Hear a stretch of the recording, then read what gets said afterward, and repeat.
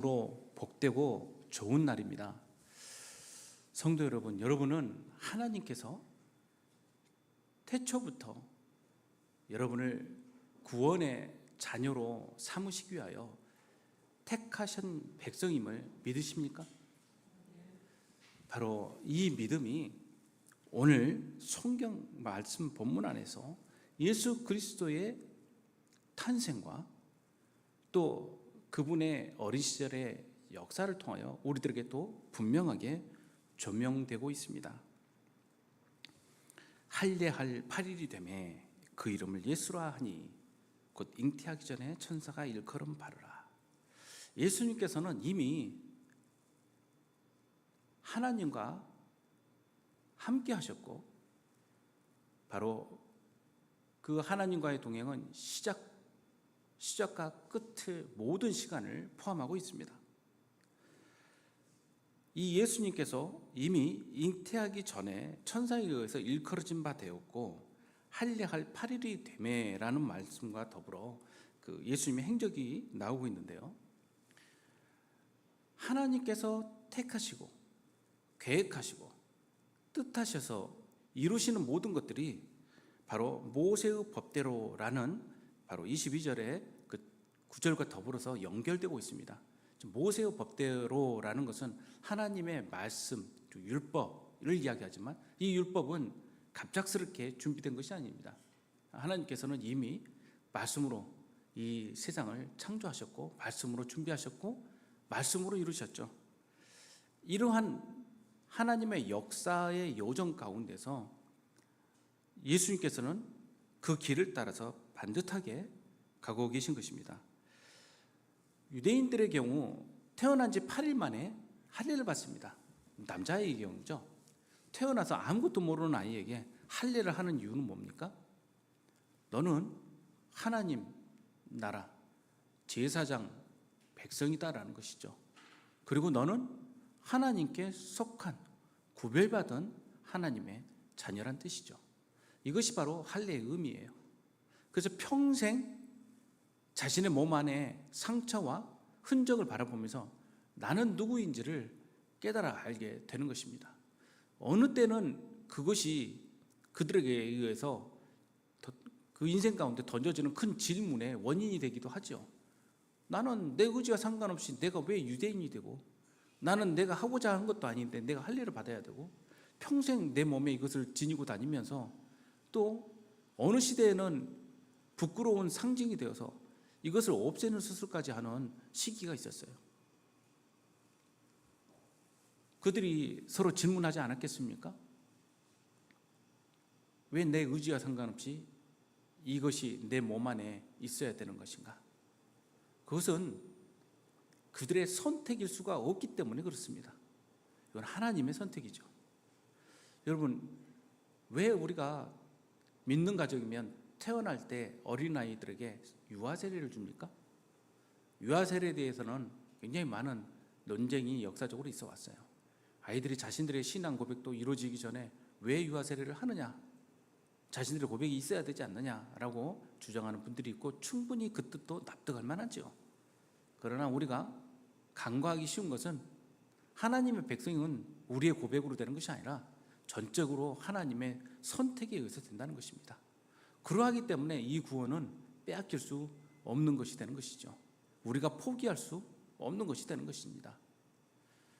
하나님의 역사는 이렇게 우리들 가운데 자리하고 있는 것입니다. 예수님께서는 사실 할례를 받으실 필요도 없고 그리고 이러한 예식을 거치실 필요가 없는 분이시죠.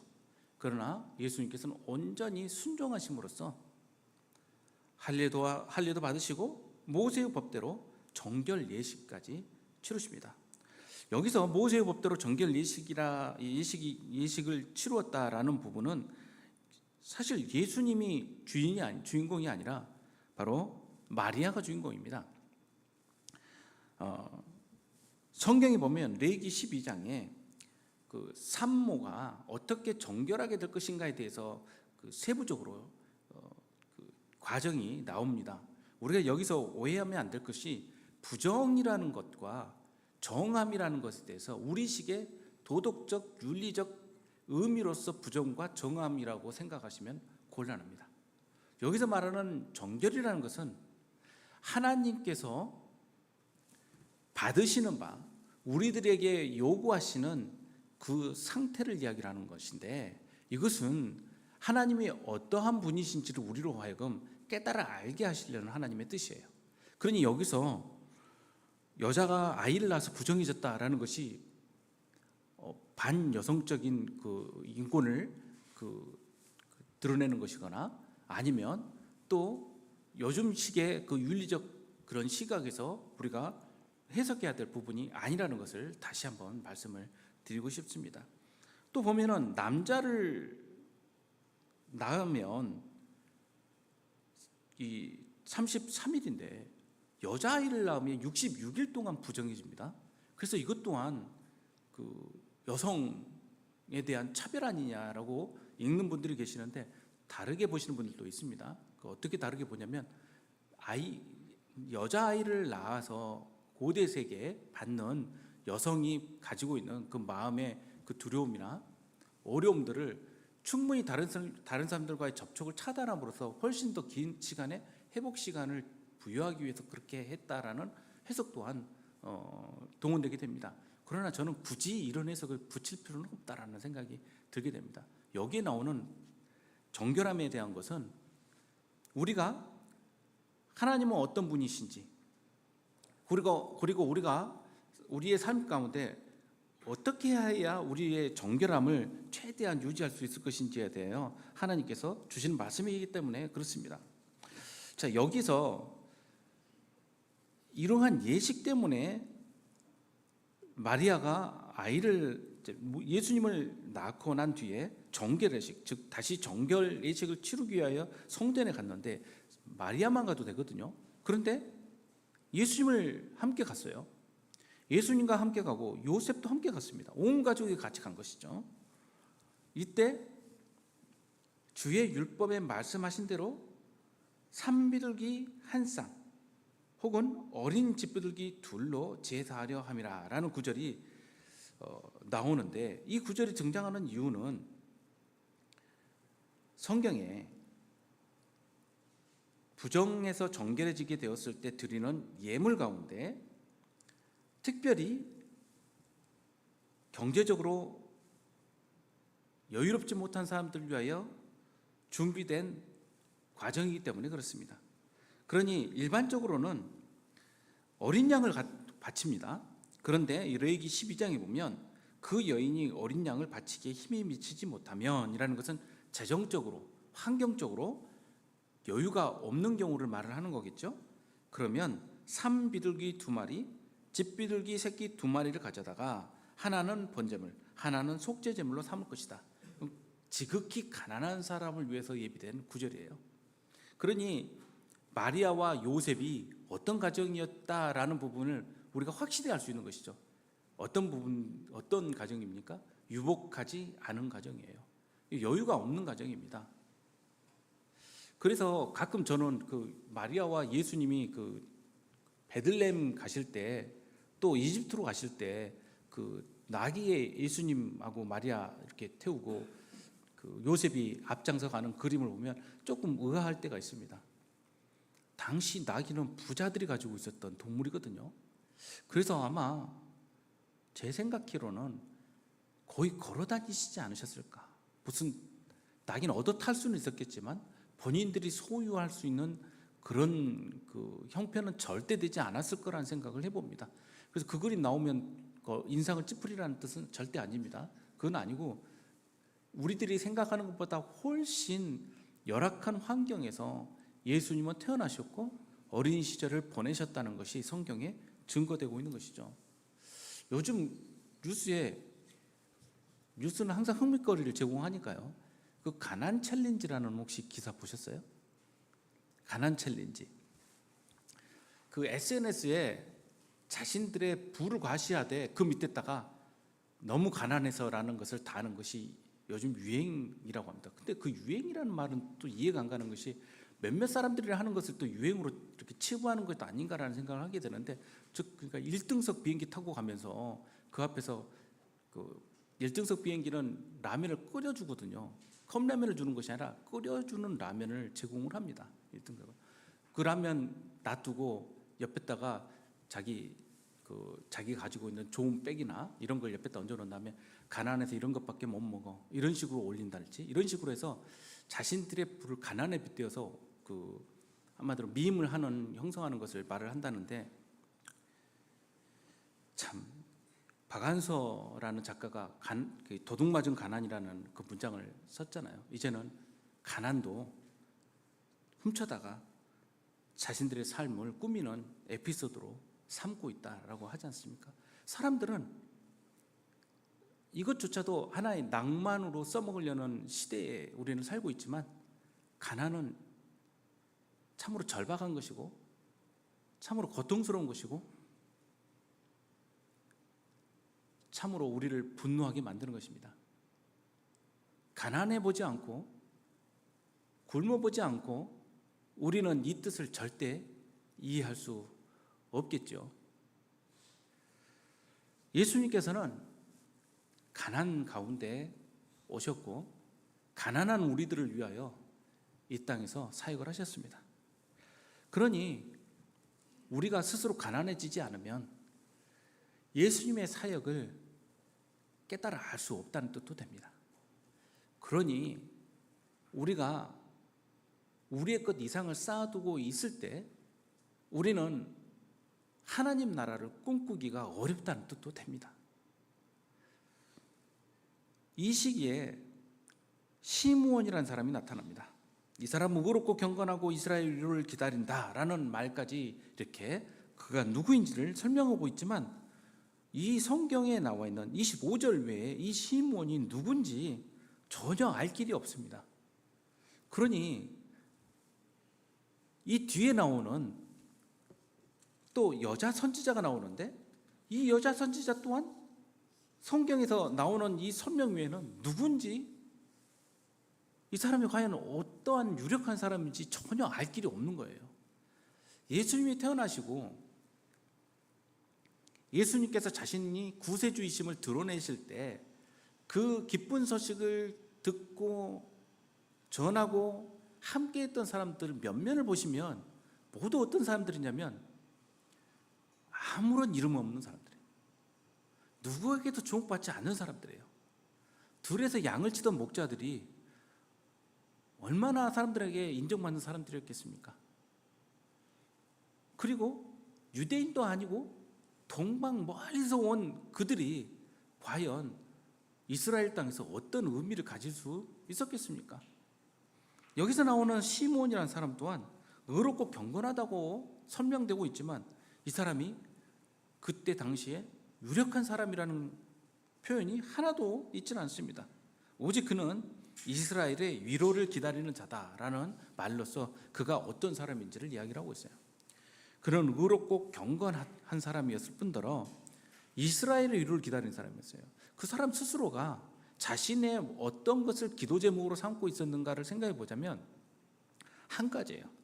즉 이스라엘을 구원하실 분을 기다리고 있었다는 것. 그게 그 기도가 이 시므온의 평생의 기도 제목이었다는 것이죠. 이 기도를 하나님께서 들어주셨죠. 그래서 성령이 그 위에 계셨습니다. 누가의 글에서 의롭다라는 말은, 디카이오스라는 말은 율법과 긴밀히 관계된 이야기입니다. 즉 하나님의 법을, 즉 주님의 율법에 말씀하신 대로라는 24절에 선제적으로 나와 있던 구절처럼 이 시므온은 그러한 가운데서 살았던 사람이에요. 경건한이라는 율라베스라는 헬라어도 마찬가지입니다. 즉 시므온은 자신과 자신의 유익을 위해서 사는 사람이 아니었어요. 위로로 번역된 이 파라칼레시스라는 이 단어는 이스라엘의 회복을 뜻할 때 쓰이는 단어입니다. 이사야서에서 굉장히 많이 등장하는 단어가 바로 이 위로입니다. 하나님께서 이스라엘과 맺은 약속을 성취하실 때, 즉 하나님의 약속된 이 종말론적 시대가 도래할 때 설명되어지고 표현되어지는 단어가 바로 이 위로라는 단어입니다. 바벨론의 포로 상태에서 회복될 때 또 쓰여지는 단어예요. 그가 주의 그리스도를 보기 전에는 죽지 아니하리라 하는 성령의 지시를 받았습니다. 즉 그의 생전에 이 영광을 보게 될 것이다 라는 말씀이었죠. 성령의 감동으로 성전에 들어갈 때 이 또한 마치 베들레헴의 별을 따라갔던 이 동방의 박사들처럼 성령의 인도하심을 따라서 성전에 들어가던 그에게 어떤 사람들이 바로 이 사람들인지를 알려주신 것이죠. 마침 예수님의 부모가 율법의 관례대로 행하고자 하여 아기 예수를 데리고 오는지라. 이 순간에 시몬이 달려가서 이 예수를 안고 하나님을 찬송하였다라는 것입니다. 자신의 두 팔로 예수님을 안고 기쁨 가운데 크게 찬양하는 그의 모습이 그려지지 않습니까? 그의 눈이 주의 구원을 보았다라고 이야기하고 있습니다. 이사야서 40장 5절에 있는 말씀을 아마 찬양한 것 같습니다. 여호와의 영광이 나타나고 모든 육체가 그것을 함께 보리라. 이는 여호와의 입이 말씀하셨느니라. 만민 앞에 예비된 것이죠. 예수님은 이미 하나님께서 예비하시고 말씀으로 예언해 주셨던 분이시죠. 이방을 비추는 빛이라고 나왔을 때 이 이방은 단지 유대의 비유대 사람을 알리는 이야기가 아닙니다. 여기서 말하는 이방을 비추는 빛이라는 것은 모두를 포함하는 단어로 쓰여졌다라고 보여집니다. 이것은 사도행전 15장 14절에도 이렇게 나왔기 때문에 그렇죠. 하나님이 처음으로 이방인 중에서 자기 이름을 유의할 백성을 취하시려고 그들을 돌보시는 것을 시몬이 말하였으니 라는 이 단어에도 나오지 않습니까? 즉 하나님께서는 온 열방을 비추는 빛으로 예수님을 보내신 것이죠. 여기서 그 빛을 말할 때 하나님의 심판과도 관련된 그 나타남, 드러남을 함께 이 단어로 쓰이고 있습니다. 즉 전국적으로 드러날 일이죠. 예수님께서는 2000년 전에 이 땅에 오셨지만 우리가 기대하는 것, 우리가 기도하는 것은 전국적으로 오실 재림 예수님 아니십니까? 그러하기 때문에 우리가 예수님을 맞이하는 기간을 대림절로 그렇게 부르지 않습니까? 만민이라는 말이 단어가 이방인, 이스라엘 모두 온 열방을 포함하여 부르는 단어입니다. 이사야서 42장 6절에서 7절에 또 이렇게 선언하죠. 나 여호와가 의로 너를 불렀은즉 내가 내 손을 잡아 너를 보호하며 너를 세워 백성의 언약과 이방의 빛이 되게 하리니 내가 눈먼 자들의 눈을 밝히며 갇힌 자를 감옥에서 이끌어내며 흑암에 앉은 자를 감방에서 나오게 하리라. 예수님께서 이 사역을 하시지 않습니까? 이사야서 49장 6절에서는 그가 이르시되 내가 나의 종이 되어 야곱의 지파들을 일으키며 이스라엘 중에 보존된 자를 돌아오게 할 것은 매우 쉬운 일이라. 내가 또 너를 이방의 빛으로 삼아 나의 구원을 베풀어서 땅끝까지 이르게 하리라. 이 말씀으로 예언된 예수님을 찬양하고 있는 것입니다. 그의 부모가 그에 대한 말들을 놀랍게 여기더라 라는 말씀이 함께 제시되고 있습니다. 시므온이 예수님뿐만 아니라 이 가족을 축복하고 그 어머니에게 한 이야기를 들어보십시오. 보라, 이는 이스라엘 중 많은 사람을 패하거나 흥하게 하며 비방을 받는 표적이 되기 위하여 세움을 받았고 칼이 내 마음을 찌르게 하리니 라는 말씀이 나와 있어요. 예수님의 탄생은 오직 영광스러운 일로만 꾸며져 있지 않습니다. 예수님의 탄생은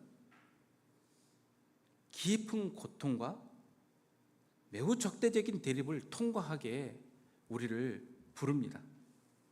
예수님을 믿는다는 것은 우리로 하여금 모든 일이 성취되고 다 해결된다는 것을 의미하지만은 않습니다. 예수님의 소식을 듣는다는 것은 우리로 고통스러운 결단을 요구한다는 것입니다. 그러하기 때문에 어떤 이들은 흥하고 어떤 이들은 이 복음 가운데 무너져 내리게 되는 것입니다. 그리고 예수님을 믿는다는 것, 그리스도인이 된다는 것은 어떤 경우는 하나님의 말씀으로 크게 세움을 받는 일이 되는 것이고 어떤 경우는 비방을 받는 표적이 되기도 하는 것입니다. 여러분, 성도 여러분, 여러분은 그럼에도 불구하고 그리스도인으로 부름받았다는 것을 잊지 마시기 바랍니다. 마리아, 예수님의 모친으로 그 영광을 입었지만 마리아가 당할 그 고통에 대하여 칼이 마음을 찌르듯 하리라라는 말씀으로 예언되고 있죠. 그 골고다를 가면요, 이스라엘에 예수님께서 십자가에 못 박히신 처소를 가는 길을 비아 돌로로사라고 말합니다. 고통의 길, 슬픔의 길이라는 뜻입니다. 예수님의 십자가를 따라가는 그 마음이 무너져 내리고 매우 고통스럽기 때문에 그렇죠. 그러나 그 고통을 마리아의 고통에 비할 바가 있겠습니까? 예수님께서 골고다의 십자가에 매달리실 때 그 아래에서 처절하게 매달려 있었던 마리아의 심정을 바로 심장을 칼이 찌른 것으로 표현하고 있습니다. 그 골고다에 가보면 예수님께서 십자가에 지신 그 십자가에 세워진 그 자리가 표시가 되어 있는데 그 옆에 마리아의 그 상이 이렇게 놓여 있는데 그 심장에 칼이 찔려 있는 모습으로 놓여 있는 상이 하나 있습니다. 저는 그 자리에 가서 그 모습을 볼 때마다 참 많은 생각을 하게 됩니다. 우리는 예수님의 십자가 지심을 어떤 마음으로 받아들이고 있는가? 우리 또한 우리의 죄를 향하여 이런 고통 가운데 십자가를 바라보고 있는가? 그리고 예수님께서 짊어지신 십자가가 어떤 의미인지 우리는 그렇게 생각하고 있는가? 예수님의 십자가 지심은 많은 사람들의 생각을 드러내게 만듭니다. 성탄의 복음은요, 우리의 모든 기대를 산산조각 내는 것입니다. 그저 선물을 받는데 기쁘고, 그리고 또 우리들이 가진 것을 축하하고, 이런 절기가 아니에요. 성탄의 복음은요, 우리가 기대하는 모든 성공, 우리가 기대하는 모든 편안함, 우리가 기대하는 그 채움, 이것들을 다 해체시켜버리는 것입니다. 가장 낮은 자리에 오신 예수님을 바라보면서 우리는 우리의 가슴을 치게 만드는 것입니다. 그리하여서 참된 구세주를 드러내는 우리에게 그 자체가 심판적 은혜가 된다는 것을 우리는 잊어서는 안 될 것입니다. 성탄의 빛은 우리를 따뜻하게만 만드는 것이 아닙니다. 성탄의 빛은 우리의 마음을 비추어서 우리의 마음을 심판하는 칼이 되기도 한다는 것을 잊어서는 안 될 것입니다. 예수님은 메시아이시지만 예수님은 배척당하십니다. 예수님은 메시아이시지만 그분은 모질게 고문당하십니다. 예수님은 메시아이시지만 그분은 십자가에 못이 박히십니다. 이때 또 아셀 지파 바누엘의 딸 안나라는 여선지자가 나옵니다. 당시 여자들이 누리는 지위는 어떤 것이었을까요? 기독교 교파 가운데 보수적인 교파는 아직도 여성 목사 안수를 허락하지 않고 있습니다. 이것을 비난하려는 의도는 없어요. 안수를 안 받아도 저는 이제 좀 보수 교단에 계시는 여자 전도사님들 만나서 같이 대화를 나눌 때 그분들을 이제 위로하기 위해서도 그런 이야기를 하죠. 목사 안수 받는 것이 우리 평생의 소명이 될 수는 없는 거예요. 예수님을 따라가는 삶이 우리의 평생의 소명이 되는 것이에요. 그러하기 때문에 그 있는 우리의 위치에서 우리는 예수님 사랑을 표현하는 것이에요. 예수님께서 더 사랑해 주시지 않겠습니까? 물론 이 말이 다 위로가 되지 않는다는 것도 압니다. 당시 이 여자를 선지자라 누가복음이 이야기했다는 것은 굉장히 큰 호칭입니다. 아무도 주목하지 않은 이 여성, 나이가 얼마나 많았는지요. 결혼한 후 7년을 남편과 살다가 과부가 된 지 84세래요. 그러니까 결혼을 아무리 어린 나이로 쳐서 만 12살 정도, 대략 옛날 그 고대 세계에서 결혼 정년기를 따지면 보통 그 나이 때부터거든요. 그때부터 그 나이를 이야기한다고 해도 100세가 넘은 나이예요. 이 여인이 선지자입니다. 매우 나이가 많았다라고 이야기를 하고 있습니다. 아셀 지파가 과연 그때까지 존재했다라는 것도 굉장히 놀랍습니다. 북이스라엘 지파는 모두 흩어졌기 때문에 그렇습니다. 바누엘이라는 이름은 지명을 뜻하는 것 같은데 요단 동편에 있는 바로 야곱이 지나왔던 그 부누엘 지역이 아마 그 지역인 것 같아요. 여기 출신의 안나라는 이 선지자는 평생을 성전에서 지내면서 주야로 근식하고 기도함으로 섬기던 분이었습니다. 그리고 예루살렘의 성량을, 즉 구세주를 바라는 모든 사람에 대하여 예언하게 됩니다. 성도 여러분, 성경에서는 사람들이 주목하지 않는 사람들을 통하여 하나님의 역사를 이루고 계시는 것을 우리는 보게 돼요. 이 땅에 살면서 얼마나 큰 일을 여러분들 이루고 계십니까? 가끔 내가 너무 참 부끄러울 때가 있지 않습니까? 거울을 보면서 사람들에게 인정받지 못하고 주목받지 못하는 내가 참 부끄럽다고 생각될 때가 있지 않습니까? 굉장히 성공한 분들을 만나서 같이 이야기를 나눌 때 그분 또한 조심스럽게 대화를 어느 정도 진행하면 이야기할 때가 있어요. 아직도 나는 내 자신이 부끄럽습니다 라는 분들을 만나게 돼요. 어느 정도 위치에 올라가도 그 자신이 그럴 만한 자격이 없다라는 것을 깨닫게 될 때 더 큰 낙심을 하게 되죠. 그리고 더 큰 두려움을 느끼게 됩니다. 사람들이 내가 누구인지 나의 본색을 알게 될까 봐 두려움 가운데 그들은 우리가 생각하지 못하는 선택을 하기도 해요. 저 정도 성공했는데 왜 저럴까? 우리는 하나님의 선택을 기뻐해야 합니다. 하나님께서 우리를 통하여 하나님의 뜻을 드러내는 것을 기뻐하셨다는 것을 우리는 은혜롭게 바라봐야 됩니다. 예루살렘의 성량을 기다리는 모든 사람들, 이것 말고는 소망이 없는 사람들에게 안나와 시므온은 아주 유력한 본보기가 되고 있는 것입니다. 여러분들에게는 어떤 소망이 있습니까? 우리 삶에서 우리는 어떤 것이 우리의 소망의 빛이 됩니까? 바로 우리를 구원하실 예수 그리스도, 그분만이 우리가 기다리는 모든 것 아닙니까? 그렇게 돼야 되는 것 아닙니까? 오늘날 하나님의 몸된 교회에서 누가 하나님의 일을 알아보니까? 다 갖추고 있고 자신의 일을 이루어가는 사람입니까? 아니면 부족한 가운데 예수님만이 소망이어서 그분만을 외치고 바라보는 사람입니까? 저는 평생 이제 겨우 반백년 조금 넘고 이렇게 살아왔지만 제가 만나본 사람 중에 예수님을 기뻐하고 즐거워하고 그 가운데 행복해하는 사람들은 대부분이 다른 사람들을 보기에는 별것이 없는 사람들이었어요. 근데 그들은 그것으로 말미암아 훨씬 기뻐하고 훨씬 부유한 가운데 살고 있음을 저는 보게 되었습니다. 이들이 알아본 것은 세상 사람들이 그렇게 원하는 정보가 아니었어요. 제가 성서지리를 가르치는데 강의할 때 첫 강의 때 꼭 그 이야기를 합니다. 이것은 정보가 아닙니다. 이건 지식이 아닙니다. 여러분, 지식과 정보로 이것을 다루려고 하지 마세요. 이것은 말씀의 현존입니다.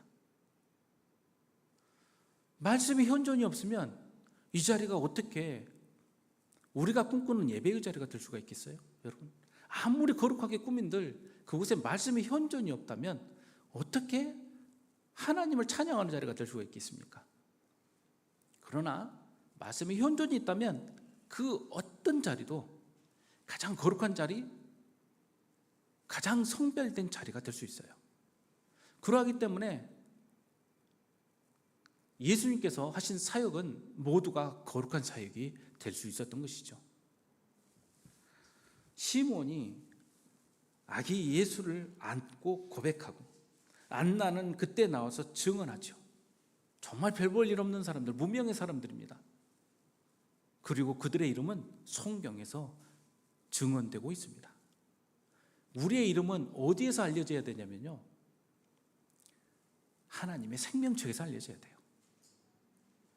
그렇지 않으면 만권의 척을 썼다 한들, 세상의 역사가 우리를 하여금 최고의 좋은 대리석에 우리를 새겨놓고 온 세상 사람들이 바라보게 한들 아무런 의미가 없는 것입니다.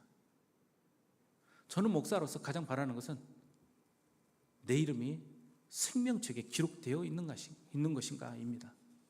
그것이 없다고 한들 제가 아무리 훌륭한 사역을 하고 세상 끝내고 예수님께로 돌아간들 예수님께서 나 네 이름을 못 찾겠다고 하면 끝이 아니겠습니까? 우리의 구원을 위하여 여러분 최선을 다하십시오.